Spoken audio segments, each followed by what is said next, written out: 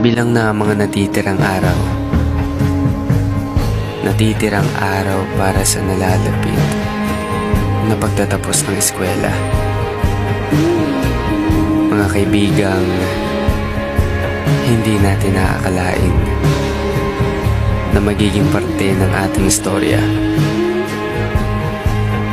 Mga araw na lumipas na kung saan kahit sa maiksing panahon naramdaman yung ligaya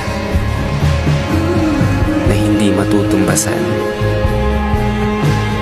At salamat kasi kahit hindi man kayo yung tao makakasama habang buhay, mayroon naman kayong alaala na tatatak at magiging parte sa libro ng aking buhay.